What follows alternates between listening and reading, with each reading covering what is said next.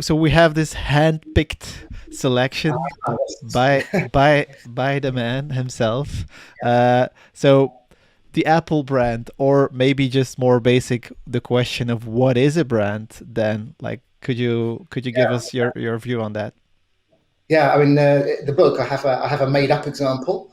Where actually had to invent a brand because we weren't sure how Apple would react to having some of their assets actually published in a book. But actually, these are all for illustrative purposes, and apparently we would have been fine. But anyway, yeah. So this is the way of thinking, the way I think about what a brand actually is, in the sense. A common definition of a brand is, all whatever comes to mind when people come across the brand, whatever is fires, whichever neurons and thoughts and feelings and images and sounds actually emerge, Hmm. and ideas when you think about the brand. And so I thought I'd draw what comes into my mind when I think about Apple. And you can see that actually, having been in business for 30 years and obviously I admired Steve Jobs. Steve Jobs is one of the first things that comes to my mind. And I know roughly what he looks like, which is very roughly that. I think of the Genius Bar because I had recently, when I drew this diagram, I'd been to a Genius Bar recently, as it happens.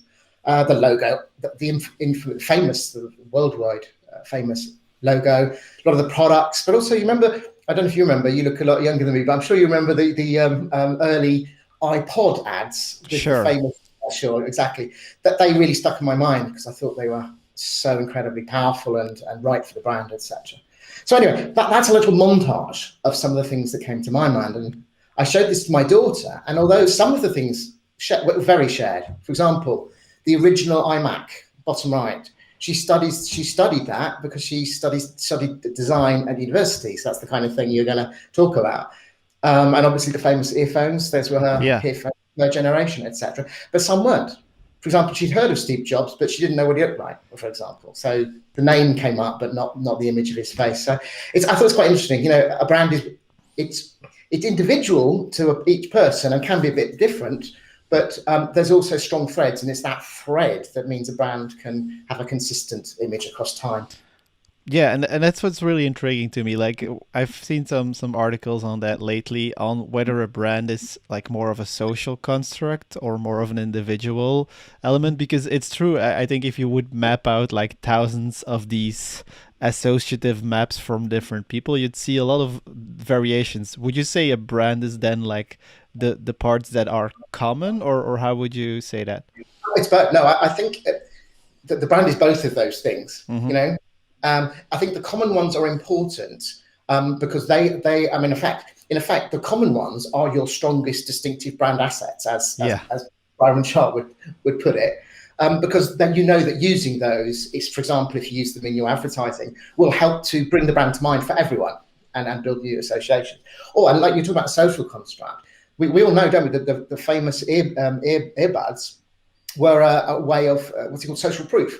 You'd Mm-hmm. see people wearing them, and it's like, oh, everyone's wearing them, and they're cool. And look at these cool people, and I must get some.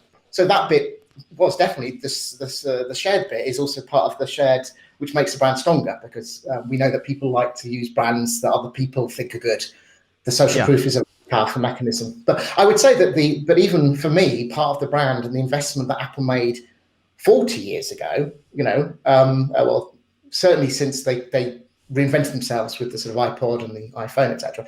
Even some of those early memories that are in my head may not be shared with my daughters, but they're Mm-hmm. still part of why I like Apple personally. Yeah, So they're still. and no, but it's interesting because Apple does come up as like in every brand example. Like we talk about Apple, we all love Apple, but it's interesting to me, like probably for a lot of people, the whole rebellious thing, different side of things, that which is would now be probably called the brand purpose, isn't there anymore in today's brand. And I would imagine like most young people don't know the brand per se as this rebellious quirky thing, but more of like this sleek design thing, which is interesting how it's still two brands for different generations.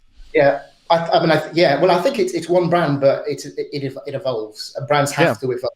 In fact, if a brand doesn't keep its associations refreshed and be contemporary, it will start to lose its edge, which we know some brands have done over time. You just made me think of the example I used to use. This is just to show how old these examples are. When I first when I first thought I was teaching about this concept of having a common thread, but keeping the brand refreshed every ongoing. We used to use Madonna, the pop star. Madonna was the great example. She had these whole phases of her career where she would do something and then she'd move on. So for some years she was. Do you remember Vogue, the famous iconic? I won't do the action. A certain look there, as you probably remember, and then there was a time when she had the kind of cowboy thing going on for a few years. So anyway, good brands, they can have some shared elements, but they keep moving on. Yeah, and there's something interesting there where it's probably like we all still know Madonna as like this iconic figure, and she has something around her that was consistent even throughout these completely like different and that's probably interesting. It's probably what we call like brand essence or brand purpose or whatever we want to name it, but it's a very interesting thing where you can do a lot of different styles and communications but still have like this somewhat of a core. But as you show here, which is very good for me, I think, and we don't talk about brand in this way as often, is it's very like it's dependent on the person and the context, and it's not this one thing where I do think a lot of people say, yeah, Apple is think different and everybody knows that, but that's definitely not how it works in reality. No, but there are like I said, the common threads. I mean, if you're a celebrity like Madonna, you're lucky in the sense that you have a very distinctive brand asset that doesn't change that fast over time. You know? And you can work on it if you want. You can pay people to stay the same. And the name, you know, I mean, I think about Prince now. You know, Prince. It's funny. Prince became Prince, and then he stopped calling himself Prince, but then people still called him the artist formerly known as Prince because you know, and no one calls him the symbol. I just thought that was piece of branding in a way, because you know there was no way someone that famous was ever people were going to forget what his real name was. I don't know.